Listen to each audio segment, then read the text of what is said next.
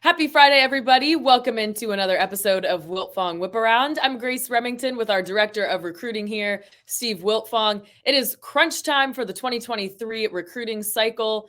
So, Steve, I know your phone has been ringing off the hook, but we are going to have some fun. We're going all over the country in this episode today, taking a look at some crystal balls, previewing some big weekends, starting with Michigan hosting Illinois, the Wolverines with the 24th ranked class in the country with 15 commits. Steve, what do you have on them this weekend? Well, they're hoping by the time they take the field against Illinois on Saturday, it's a recruiting class of 16 commits. I like the way Michigan is sitting for coming Georgia South Forsyth offensive lineman Nathan Ufobi, who will announce his college decision later today. Michigan is my 24/7 Sports crystal ball forecast for a young man who's 6'4", 285 pounds with an 85-inch wingspan. He's got tremendous length. He's a high motor player that plays on both sides of the ball on the prep level. One of the coveted players at the point of attack for Michigan as they put the finishing touches on a recruiting class right now that sits number 24 nationally in the 24/7 Sports recruiting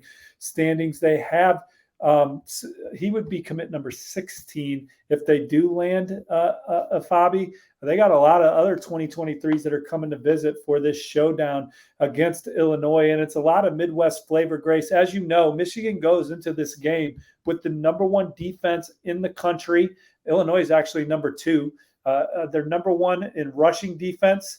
They're number 4 in passing yards allowed. They're number 2 in pass efficiency defense. And they're number 1 in probably the most important category, scoring defense. And they do it with some of the best development in college football. And these guys that they're recruiting down the stretch are guys with high upsides physically. 2 guys committed to Wisconsin, Trey Pierce and Jamel Howard, are defensive linemen that are in the fold for the Badgers that could ultimately be in the fold for Michigan when all said and done. Trey Pierce, this is going to be his second visit to Michigan here in the season, and I like the way that that's trending for Michigan going into it. He is a 6'3", 290-pound defensive lineman that has good burst strength. Moves like a guy that's like 260, 270. Your perfect 3 technique type there. And Jamel Howard, 320 pounds, size, burst off the ball, has that twitch you're looking for. That's the body type that Michigan, those are the body types that help you beat Georgia in the college football playoff right there. And you look at what Michigan's already has in the fold with Enow Etta, who's one of the most versatile defensive linemen in the country. He was back at Michigan last week.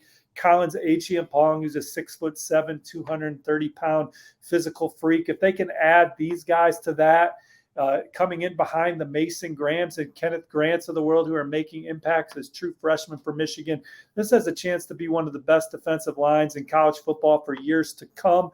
Breon Ishmael from Ohio is a versatile edge type pass rush player who's also going to visit this weekend. And then Grace, it's a big recruiting weekend for them in the secondary, from Jair Hill to Cameron Calhoun to Tyler Scott to DJ Waller. Those are all guys that they think can cover and hit and tackle and do the things that they need in their defense in the secondary. So many of Michigan's final targets in the 2023 class expected in Ann Arbor this weekend. I think they start the weekend with a commitment from a Fabi.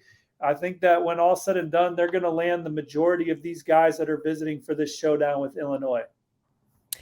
Heading down to South Florida, Mario Cristobal's been having some success on the recruiting trail in his first year at the helm.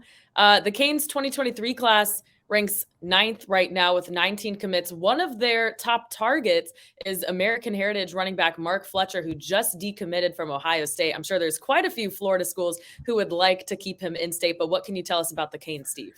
Yeah, maybe to some it doesn't seem like Miami has much momentum right now on the trail, but as you said, they have the number 9 class in the country, and I think they're going to be as fun a program to watch down the stretch as any program in America, with Mario Cristobal leading the charge on the trail there. And Mark Fletcher is one of their major targets. Look, he's been to Miami. Miami's been trying to flip him from Ohio State for a long time. Now that he has reopened his process, certainly there's been some Florida buzz with him being at Florida last week, and the Gators are in an exciting position as well. But Miami's a contender in there among maybe some other schools for Mark Fletcher. Samson Okunlola, 5-star offensive tackle from Thayer Academy up there along the East Coast. He was at Florida this week. Miami's the crystal ball. Still riding with the Hurricanes for Okunlola as we talk right now. We'll see if that changes. He may pop up at Oregon this weekend, Ohio State next weekend. But Miami, who got him back this earlier this season for a game, has been in a really good position for him. But Damari Brown, Ruben Bain, are guys that Miami's in the middle of it for as well. Coveted in-state recruits. Guys that they're trying to flip include Stanquan Clark, who's committed to Louisville, Joshua Horton, a defensive lineman committed to North Carolina. Xavier McLeod was down there recently, a South Carolina commit. They're trying to flip Jakeem Jackson and Sharif Denson from Florida, and there seems to be some interest from those guys with Miami too. So Christopher Johnson's a 4-star composite running back that they're battling Ole Miss, among others. A lot of names still on the board for Mario Cristobal and Miami and company. Number 9 class in the country right now. Their latest recruiting win was beating Florida for Kermani McLean. They got some big wins in them down the stretch. I think we can bank on that. All right. By the time we get to week 12, I feel like everyone just kind of assumes this is cupcake week of the season, but there are quite a few conference games that will be pretty entertaining this weekend. You have OK State, Oklahoma, not the best Bedlam game we've seen in the series history, but important for Brent Venables, who got blown out by Texas in his first year as head coach. So opportunity for him to kind of boost his image there with this rivalry. In the Pac-12, we have USC, UCLA, and then Utah at Oregon playing for spots in the Pac-12 title game. Maybe possibly some playoff implications there.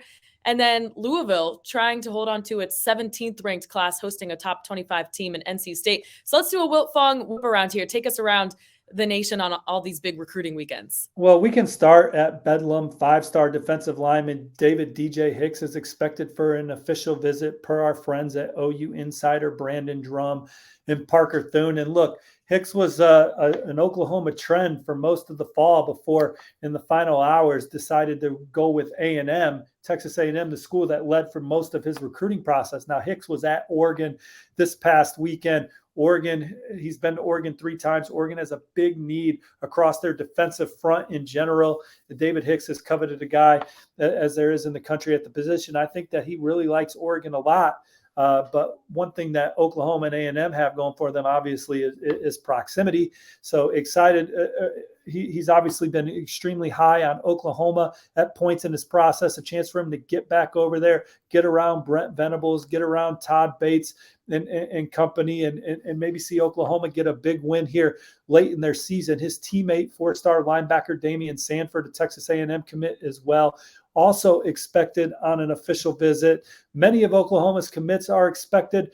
I talked to JUCO DB Kendall Dolby, who's going to be in Norman this weekend. I think that OU has a terrific shot to land him as well. We'll have a story up on that on OU Insider. We're recording on Thursday, so sometime from now until Friday. And so some big names there for Oklahoma. UCLA, they have 1,200 recruit tickets given away for this game, Grace. So the Rose Bowl recruit section will be full as they welcome in USC. Damon Williams is the big name on campus for them this weekend. He's one of the feature guys that UCLA absolutely covets, quarterback out of Basha High there in Arizona, one of the more exciting playmakers at the position this year, having a terrific year, but he can burn you up with his legs. He sees the field well, an accurate passer. That would be an excellent fit in Chip Kelly's offense. And then Oregon, it's a list that's always expected to grow. I think that at this point, a couple guys that we can mention, top 247 defensive back Roderick Pleasant's going to take his official visit. Greg Biggins had a story on our network on that earlier this week. Of him getting out there and getting another look at Oregon out of Junipero Serra, the number 5 cornerback in the country, number 56 prospect overall. And then Ashton Porter's a 4-star defensive lineman from the Lone Star State that Oregon offered in October shortly after he decommitted from Northwestern. He's called Oregon his dream school. He's excited to get out there. It's going to be an unofficial, so Oregon has the official still in their pocket if they need it down the road. But they're battling TCU and Mississippi State Houston, and Michigan State for Ashton Porter as they bring him out there for an official or for an unofficial visit. Like I said, maybe Okunlola makes it out there. Oregon's on his short list as well. And then Louisville, as you said, number 17 recruiting class in the country, Grace. A lot of these recruits that have been committed, other schools have been trying to chip away at, from Reuben Owens, the number 1 running back in the country, to top 247 receiver DeAndre Moore, who's taken recent officials to Georgia and Texas, to Stanquan Clark, who we mentioned in the Miami section. I think that when you talk to sources around Louisville, I think they feel good about keeping all these guys in the fold. Here's a big weekend for them to all get back up there and get around each other and perhaps see another big win. Louisville's bowl eligible. They're already postseason bound. So they have a chance to finish the season with some major momentum. I know they have a big recruiting weekend planned. Their quarterback commit, Pierce Clarkson, kind of the bell cow peer recruiter of their class, Adonijah Green, Luke Burgess, all those guys expect them. They have some uncommitted official visitors. Cedarian Harrison's an official visit. He's a receiver for them. I think Louisville's the team to beat for him. And then Marcellus Pulliam also taking an official visit to Louisville this weekend. So this is a class ranked number 17 nationally that could still be on the upward swing as Scott Satterfield and company put the finishing touches on this haul. All right. Well, next week, the week of Thanksgiving, there will be quite a few recruits announcing their decisions. And remember, you can watch all of these commitments live on the 24/7 Sports YouTube channel. Tavoy Fagan will be announcing Sunday at 4 p.m. Tamarian Parker committing Monday morning at 10 a.m. And then Johnny Bowens on Thanksgiving Day, that time TBD. But we got you covered with everything on the 24 Sports YouTube channel. Steve, can you give us a preview of these guys? Yeah, so Tamarian TJ Parker, the number 6 defensive lineman in the country, number 45 player overall. My crystal ball is on the Clemson Tigers for Parker here as he comes down the stretch of his recruitment. Tennessee, I think, has given him a lot to think about at various times, a former Penn State commit. But I think that this is a school that, going back to his initial visit to Clemson back in June of 2021, he's always loved them. Love the tradition, love the feeling he's gotten there, love the production of defensive linemen year in and year out. And Coach Sweeney and the foundation of the program and people around him, I think, has really put Clemson in a particularly great position there. And then Johnny Bowens, a top 247 defensive lineman out of Converse, Texas, Judson High. There were times where he looked like Texas A&M, in fact, was committed to Texas A&M once. And even after that, looked like Texas A&M was going to reel him back in. But I think this is setting up nicely for Oregon here. Was back out at Oregon a couple weeks ago. Oregon is the number 11 class in the country. And Johnny Bowen, 6'3", 265-pound twitchy player at the point of attack. I think he has really hit it off with Taj Lupoy, Dan Lanning, and that coaching staff, Tony Tuioti, and likes what they're building there, likes the track record that those guys had at past colleges. I got Oregon and wrote after he took his visit to Oregon in late September, I wrote that I liked the way it was trending for Oregon and still feel that way right now. So like Oregon there. There's another big announcement this weekend too, Grace. David Hobbs is going to announce his college decision on Friday. I logged a 24/7 Sports crystal ball pick finally for Tennessee. We've been talking about that coming on Whiparound for a long time. But the number 5 defensive lineman in the country, number 38 player overall, 6'4", 277 pounds and athletic. He's just one of those defensive end, big body defensive ends that those SEC schools salivate over. Alabama, Georgia, his other finalists, but I think this one's going to go Tennessee's way. He was at Tennessee's wins over Florida and Alabama this fall, and Rodney Garner and his track record at the position, the relationship he has with the staff, those game day environments. I like the way that's setting up for Tennessee. They have the number 12 class in the country as it stands now. By this time next week, I think that David Hobbs will be wearing that orange in college. That would be a huge boost to the Tennessee defense as the Vols try to keep their footing near the top of the SEC East. All right, let's do some mailbag questions. Thank you to everyone who sent them in. And if we don't pick your question this week, keep on sending them in. We know there's a lot of questions out there, and we love to get you those answers you need. Our first question comes from Brian Jones. He says, how soon do schools with head coach openings like Georgia Tech need to make a hire to salvage their 2023 class? Well, I think with Georgia Tech, they're a program that's had their job open for quite some time now. That you got to think that by Sunday of Thanksgiving weekend, we got your new head coach in place, right? And maybe that's a little unfair. But Georgia Tech, they're always going to be a developmental program as it is. So getting some guys in place that can scour the state of Georgia, which is so talented. There's so many hidden gems in the Peach State that this new staff could go in and mine on and try and make a run at late in the cycle, I think would be big for them, because there's a lot of guys that are in the state of Georgia that are committed to maybe Group of Five programs or Power Five programs that are further away from home, that a new Georgia Tech coaching staff would really excite and want to keep at home. So sooner the better for Georgia Tech. But more important than anything, I know we love to talk about recruiting on this show, but just get the right coach first. Get the guy that's going to be a developer of men and bring good scheme and organization to your program, and then the recruiting will come. Just get the right head coach. Should be simple, right? I don't know these days. Okay, our next question comes from Nosy Ace. Do you think David Hicks is on flip watch after visiting Oregon last weekend? Well, I think Oregon continues to give him a lot to think about. I think he's always liked Oregon. I think there was a time after he visited in the summer where Oregon was maybe even his leader for a minute, but Texas A&M and Oklahoma have certainly been programs that he's loved and been fond of throughout his process. Texas A&M was the first school to get in on him. His relationship with that staff is unbelievable, from Coach Elijah Robinson to even Coach Jimbo Fisher. And so certainly A&M is a program that's near and dear to his heart. And then Oklahoma, those are longstanding relationships as well. Venables, Bates, and company. And as we said, he'll be at Bedlam this weekend for an official visit. Oregon's going to continue to try and chip away there.